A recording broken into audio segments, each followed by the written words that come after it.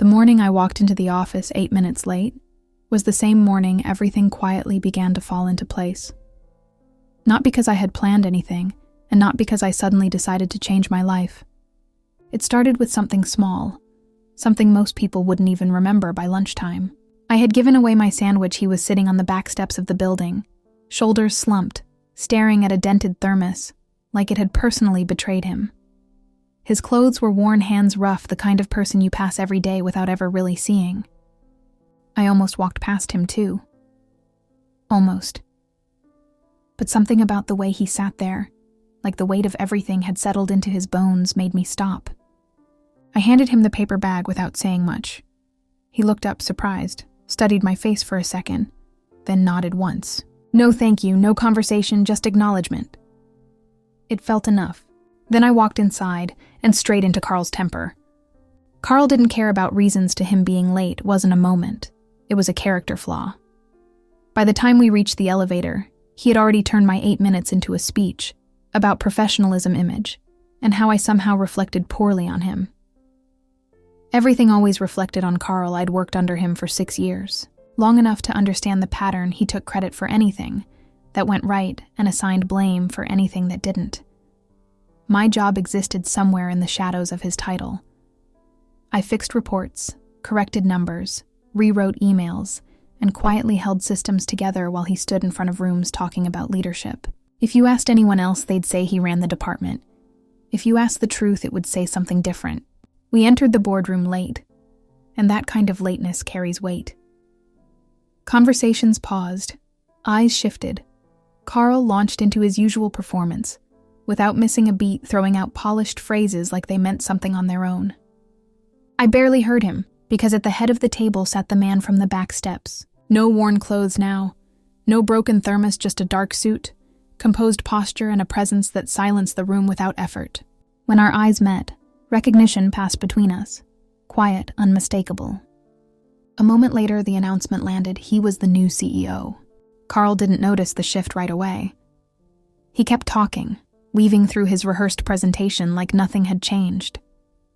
But everything in the room had gone still in a way that wasn't supportive. It was observant. The new CEO listened without interruption. That was the first sign something was different.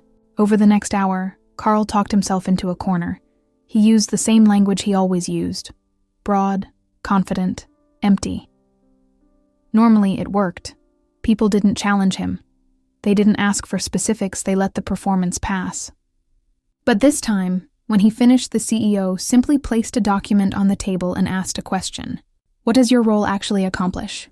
It wasn't loud, it wasn't aggressive, but it cut through everything. Carl tried to answer. He talked about oversight, leadership, coordination. The same vague ideas dressed in slightly different words.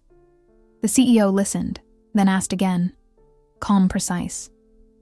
What function would stop if you weren't here? No one moved. No one helped. For the first time since I'd known him, Carl didn't have an answer. And just like that, the illusion cracked.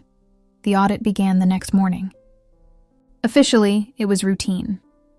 Internally, it was anything but. Requests started flowing. Expense reports, time logs, vendor records.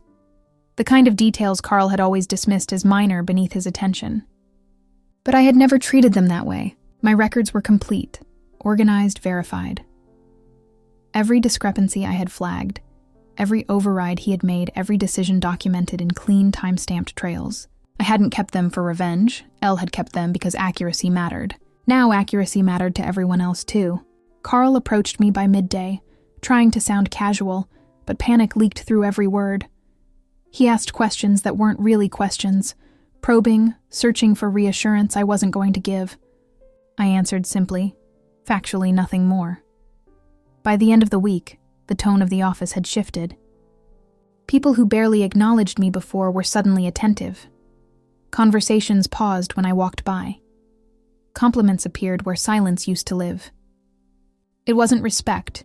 It was awareness. They were beginning to understand something Carl never had. That the quiet work mattered more than the loud credit. The email from the CEO came late that afternoon, short, direct. He asked for a transition outline, what needed to continue, and what would break without proper handling. No pressure. Just clarity. I wrote it that night, Not emotionally, not defensively, just truth. Roles, responsibilities, dependencies. The reality of how the department actually functioned, not how it was presented. When I finished, I realized something.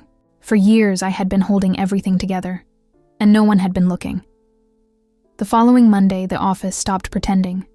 Finance escalated their findings. Legal stepped in. Meetings shifted. Carl's authority did not disappear all at once.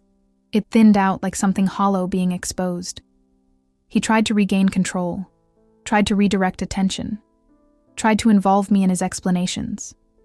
But the facts did not bend. The final conversation between us happened the night before everything ended. He came to my desk, not as a manager, but as someone trying to hold on to something already slipping away. He talked about teamwork, shared effort, history. He asked me to support him, to validate him. I listened. Then I told him the truth. I had supported him. For years.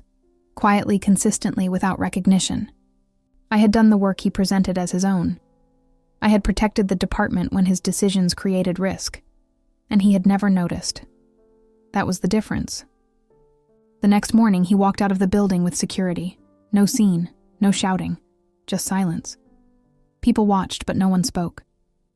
I saw him look in my direction once. Not with anger, but something closer to realization.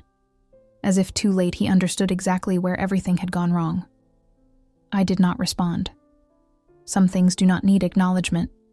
Inside a glass-walled room, I sat across from the CEO reviewing transition plans.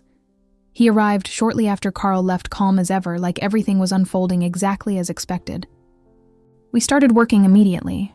No speeches, no celebration, just decisions. He handed me access systems, approvals, responsibilities that had always been just out of reach.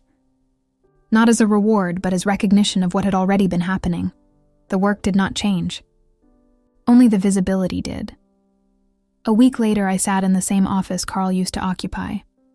It did not feel like a victory. It felt like alignment, like something finally placed where it belonged. The tension was gone. The constant correction, the second guessing, the quiet frustration, it had all lifted. The work was still complex. Still demanding. But it was honest now. One afternoon, I placed a simple paper bag on the conference table before the CEO arrived.